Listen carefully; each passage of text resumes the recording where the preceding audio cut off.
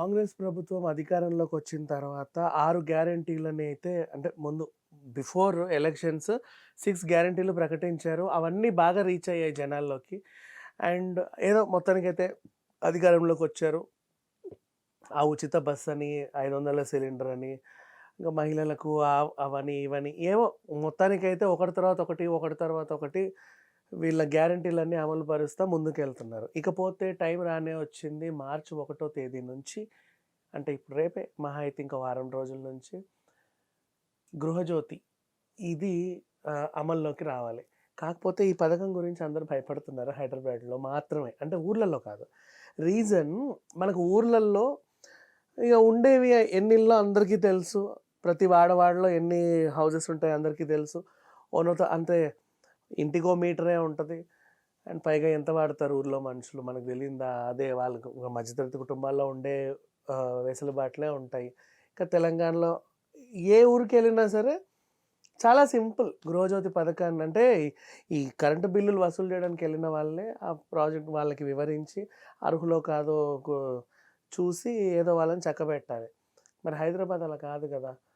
ఏ గల్లీకెళ్ళినా, ఎక్కడికెళ్ళినా ఎంతమంది ఉంటారో, ఏ ఇంటిని దులిపితే ఎంతమంది ఎళ్తారో ఎవరికీ తెలీదు. అయితే మొత్తం ఇంటికి కలిపి ఒకే మీటర్ ఉంటేనే వీళ్ళు అర్హులు. కానీ ఇప్పుడు ఏంటి అద్దెకుండే వాళ్ళకి సెపరేట్ మీటర్లుంటాయి. ఎవరికి ఏదో మీటర్లుంటాయి. ఎవరు అర్హులో, ఎవరు అనర్హులో తెలీదు. మొత్తానికైతే మొన్న 87,00,000 మంది దరఖాస్తు చేసుకుంటే, నిన్నటికి 90,00,000 మంది దరఖాస్తు చేసుకున్నారు. కానీ వీళ్ళు మాత్రం 37 పైచిలుకు లక్షల మందిని అర్హులుగా తేల్చారు. మరి కా చ ఇంకా మిగతా మంది గూడా వాళ్ళు అర్హులా? కాదా? మాకొస్తదా? రాదా? అన్న ఇదిలో ఉన్నారు. అంటే ఒక 200 యూనిట్ల వరకు ఫ్రీ కరెంట్ అనమాట గృహజ్యోతి పథకం. ఆ తర్వాత ఏమైనా ఎక్స్‌ట్రాలు వాడితే పదో పరకో బిల్లు వస్తది. ఇది జరిగింది. మరి దీనికి ఎవరు అర్హులు కాదు అంటే ఫస్ట్ అర్హత పొందాలి అంటే మీ ఆహ్, తెల్ల రేషన్ కార్డ్, ఆధార్ కార్డ్‌తో లింక్ అయ్యి ఉండాలి. అది కంపల్సరీ.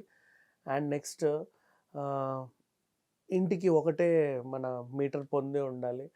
అండ్ లాస్ట్ ఇయర్ అంటే 2022, 2023 ఆ సంవత్సరంలో మన కరెంట్ వాడుక ఏడాదికి కలిపి 2181 2181 యూనిట్లకి మించి వాడకూడదు. అంటే అంత వాడినా కూడా ఇవ్వరు. అంతకంటే తక్కువే ఉండాలి. ఆ నియమ నిబంధన ఎందుకు పెట్టారంటే చాలామంది ఇల్లే చూడ్డానికి అయ్యో పాపం ఇల్లు అన్నట్టే ఉంటది. ఒక మీటర్ ఉంటది. లోపల చేసే ఘనకార్యాలు బోలెడుంటాయి. అంటే చిన్న పరిశ్రమలు పెట్టుకుంటారు. లైక్ ఇంట్లో పిండి గిన్నెలో లేకపోతే ఇంకేమైనా సంథింగ్ లైక్ దట్. అంటే కరెంటు వాడుకతో సంబంధం ఉన్నటువంటి కొంతమంది వాటర్ క్యాన్ బిజినెస్‌లు పెట్టుకుంటారు. ఇళ్లలోనే పెట్టుకుంటారు చిన్న యూనిట్. రోజైతే కరెంట్ వాడతారు గదా! కొంతమంది ఇంట్లోనే ఈ మధ్య కాలంలో దోబీ బిజినెస్‌లు బాగా చేస్తున్నారు. ఓ 10 వాషింగ్ మిషన్‌లు కొనేసి చుట్టుపక్కల ఇళ్లల్లో బట్టలు అన్నీ తీసుకొచ్చి ఉతికి వాళ్ళకిస్తున్నారు. కాకపోతే ఇంటి ముందు మీటర్ ఒకటే. ఇలా ఉంటది. వాళ్ళకి తెల్ల రేషన్ కార్డులుంటాయి. వాళ్ళదేం చేస్తారంటే గృహజ్యోతి పథకం వచ్చింది గదా! అని అప్లై చేసేస్తారు. కాకపోతే ఏంటంటే ఇంటికి అవసరమయ్యేటువంటి పవరేంటో మనకి ప్రభుత్వానికి తెలుసు. చిన్న పరిశ్రమలు పెడితే దానికి అవసరమైన పవరేంటో వీళ్ళకి తెలుసు. సో, అందుకని జెప్పేసి ఒక ఇయర్ మొత్తం మీ వాడుకలో 2181 యూనిట్లకు మించి గనక ఎవరైనా వాడుతున్నట్టు తెలిస్తే వాళ్ళకి మాత్రం గృహజ్యోతి పథకం అస్సలు వర్తించదు. ఒకవేళ ఇంట్లో ఉన్న అంటే చిన్న ఈ నేను చెప్పిన బిజినెస్‌లు ఏం చేయకపోయినప్పటికీ గూడా ఇంట్లోనే వాళ్ళకంత కరెంట్ కాలుతుందనుకుందాం ఫర్ ఎగ్జాంపుల్. అంటే కొంప నిండా ఏసీలుంటాయి. ప్రతి ఇంటికి 24 గంటలే ఫ్యాన్‌లు, గీన్‌లు అన్నీ తిరుగుతానే ఉంటాయి. రోజు గ్రైండర్‌లో ఏదో రుబ్బుతా ఉంటారు. ఇట్లాంటి ఫ్యామిలీలు బోలెడుంటాయి మనం చూస్తానే ఉంటాం. వాళ్ళకి గూడా గృహజ్యోతి పథకం వర్తించడం. అంటే అన్ని పనులవుతున్నాయంటే అతనికి గృహజ్యోతి పథకం ఎందుకు? కరెంటు బిల్లు కట్టుకోలేడా? అలా అన్నమాట. సో, మిడిల్ క్లాస్ వాళ్ళని గుర్తించడానికి కొన్ని నియమ నిబంధనలైతే పెట్టారు. మరి ఇవన్నీ మనకెవడురా చెప్పేది అని హైదరాబాద్ వాసులు ఎదురు చూస్తుంటే ఊర్లలో పర్లా. వచ్చిన వాళ్ళని అడుగుతున్న కొద్దీ ఓపికగా పర్వాలేదు చెప్తున్నారు. అండ్ కరెంట్ ఆఫీస్‌కెళ్ళి అసలు ఒక ఇంట్లో ఒక విషయం తెలిస్తే చాలు అదే 10 మంది మాట్లాడుకుంటారు. కానీ ఇక్కడ హైదరాబాద్‌లో ఎలా అసలు ఎవరెవరికీ సంబంధం లేదు. కరెంటు బిల్ వచ్చే వాళ్ళు ఏం చేస్తున్నారంటే కింద వాచ్‌మెన్‌లకి ఇచ్చేసి ఎళ్తున్నారు. కొంతమందయితే ఆ గ్రిల్‌లో పెట్టేసి ఎళ్తారు. కొంతమంది ఆ మీటర్ మీద పెట్టేసి తలుపు సందులో ఇరికిచ్చేసి ఎళ్తున్నారు గానీ ఓపికగా ఉండి ఎవరు ఎవరికేం చెప్పట్ల. పొరపాటున ఎవడన్నా కరెంట్ బిల్లు పట్టుకొనొచ్చిన ఆయన కనపడ్డాడనుకోండి, వీళ్ళడుగుతున్నారు, "మాకు గృహజ్యోతి పథకం వస్తదంటారా? మాకిదివన్నీ ఉన్నాయి చూడు." అబ్బెబ్బే! అవి మాకు సంబంధమేం లేదు. అయన్నీ పట్టుకొని మా కరెంట్ ఆఫీస్‌కొచ్చేసేయండి. మేము అక్కడ చూస్తామని చెప్తున్నారు. బట్ ఇప్పుడేమవుతుందంటే, కరెంట్ ఆఫీస్‌ల చుట్టూ జనాలు బారులు తీరుతున్నారు. అప్పుడెప్పుడో డీమానిటైజేషన్ టైంలో ఏటీఎంల దగ్గర జనాలు ఎంతమందున్నారో, ఇప్పుడు అంటే మార్చ్ 1 నుంచే కదా గృహజ్యోతి పథకం. సో, టైం లేదు. పట్టుమని వారం ఉంది అంతే. ఈ లోపే వాళ్ళు అప్లై చేసుకోవాలి. లేకపోతే మళ్ళీ మాకది ఇంకెప్పుడొస్తదో, వస్తదో రాదో అంటే ఇలాంటి టెన్షన్స్ పడేవాళ్ళు ఉంటారు గదా!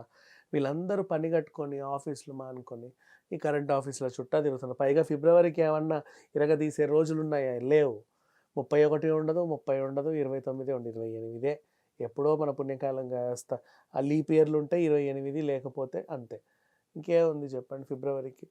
సరే ఏదేమైనప్పటికీ మొత్తానికైతే చిన్న నెల ఇంక పట్టుమని వారం రోజులు లేదు ఈ నెల అయిపోవడానికి. మార్చి 1 నుంచయితే గృహజ్యోతి పథకం అమల్లోకొచ్చింది. హైదరాబాద్ వాసుల తంటాలు మాత్రం మామూలువి కాదు. నాట్ ఓన్లీ హైదరాబాద్ చుట్టుపక్కల రంగారెడ్డి, సంగారెడ్డి, మెదక్, మహబూబ్ నగర్, అలాగే కొత్తూరు, షాద్ నగర్, శంషాబాద్ ఈ వైపు ఇటు నల్గొండ వైపు గానీ, మిర్యాలగూడ వైపు గానీ, అంటే చుట్టుపక్కల ఇటు వరంగల్ వైపు కానీ, అంటే మోస్ట్‌లీ అర్బన్ కంటే కొంచెం ఎక్కువగా డెవలప్ ఉన్నటువంటి ఏరియాలన్నిట్లోనూ కూడా ఇదే ఇబ్బంది తలెత్తుతుంది. గ్రామాల్లో పర్వాలేదనిపిస్తుంది. బట్ నాకు తెలిసినంత వరకు గృహజ్యోతి పథకం సిటీలల్లో అందాలంటే వాళ్ళు ఇంకా చాలా కష్టపడాల్సయితే ఉంది. గ్రామీణ ప్రజలకు మాత్రం తొందరగానే అయిపోతది. నాకు తెలిసి ఈ పాటికే అందరూ పెట్టేసుకొని ఉంటారు. Thank you so much.